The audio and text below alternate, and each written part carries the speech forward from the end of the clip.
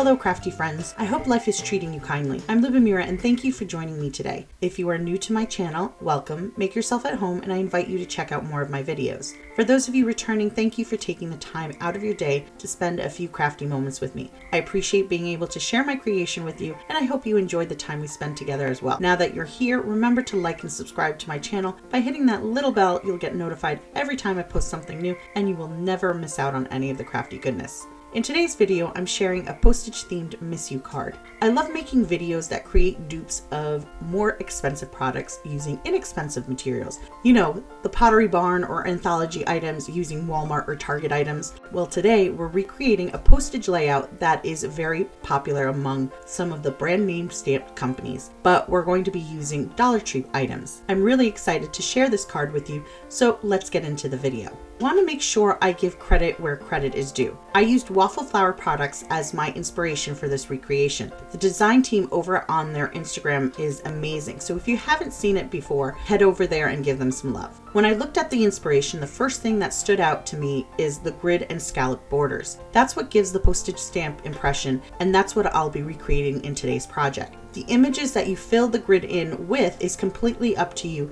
and you can either individually fill in each box with its own design, or you can get a larger stamp to stamp over the entire area and create a puzzle effect. I chose to use individual stamps for each box.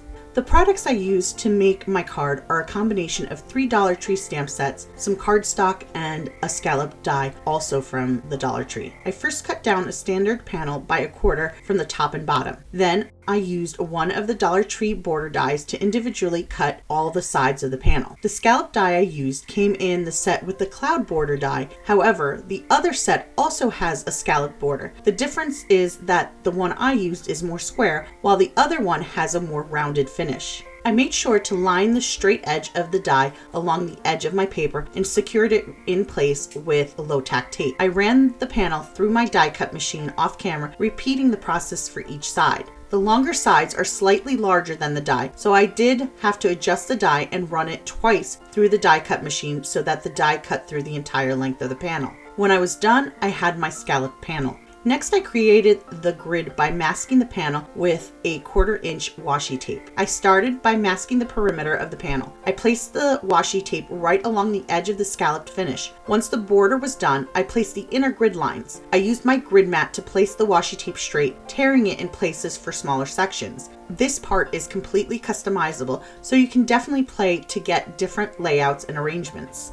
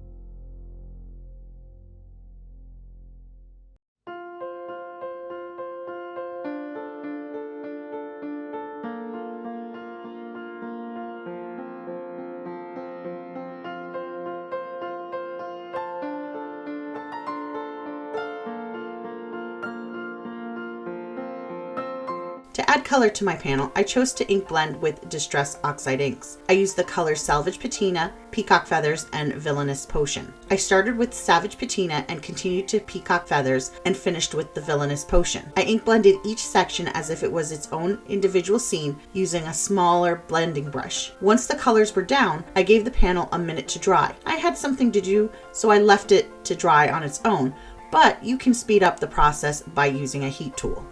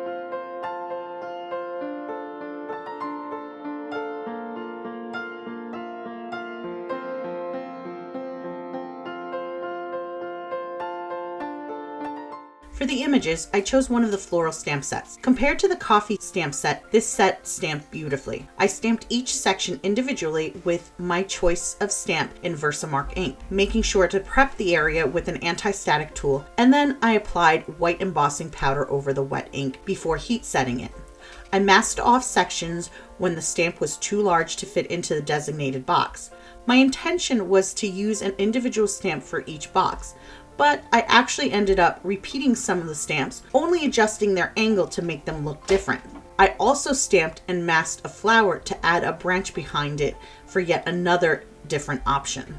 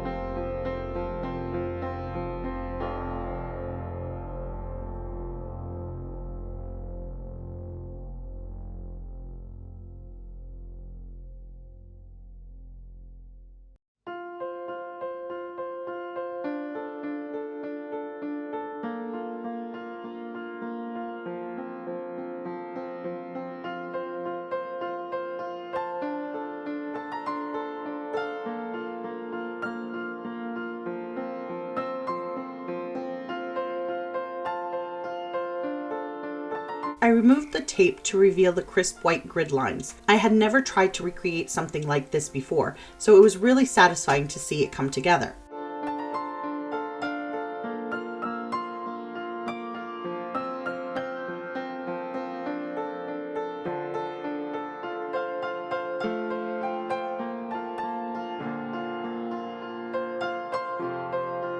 I trimmed a panel of textured teal cardstock to use as my base and to coordinate a sentiment. This cardstock is a Dollar Tree panel that came in a set of 4 colors and it's 100-pound weight. I'm rather impressed with its quality, although it does not have a solid core, but rather a white one. That doesn't bother me, but if you don't care for it, you can always color match a marker and color the edge. For the sentiment, I chose Miss You from yet another Dollar Tree stamp set. This one is a bee-themed one. I prepped the strip with anti-static powder and stamped the word in VersaMark ink. I then applied the white embossing powder and heat set it as I did before to the other images. Once I had the strip, I trimmed it down using my rotary trimmer.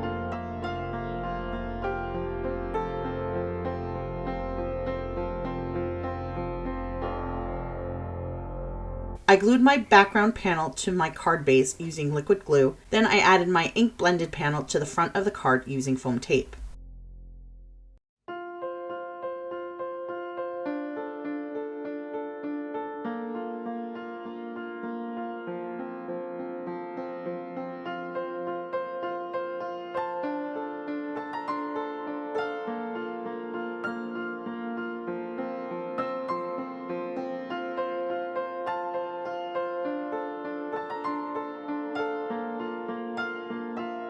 To add a little bit more authenticity to the postage theme, I added some postal mark stamps from the third and final Dollar Tree stamp set. I stamped these in black pigment ink. After I was done, it occurred to me that I never put any values on my stamps, which of course you can do, and I probably would have done had I not gone too far into the editing of this video. The small alphabet set that I used in my Easter cards would have worked well, or some of the rub-ons that the Dollar Tree carries, or just write in the values by hand.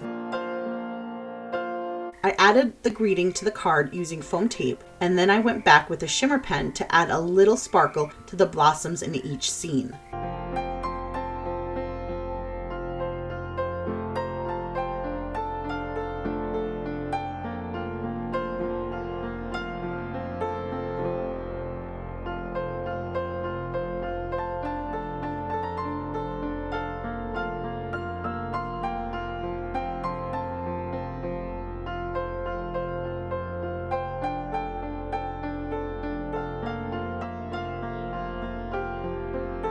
And that's it for this card. I had a lot of fun making this card and recreating the postage look that is so popular right now. I wanted to see if it was possible using Dollar Tree products, and I have to say it comes out close, which means that you can definitely find things in your own stash to do something similar if you don't have the actual postage products. Let me know what you think in the comments below. As always, thank you so much for joining me today. I hope you enjoyed this video. Don't forget to like and subscribe if you haven't already, and please leave me those comments below. I really do love hearing from you. I hope you'll join me for the next project I have planned for you. Until then, have a wonderful week, and I hope life treats you kindly. Take care. Bye!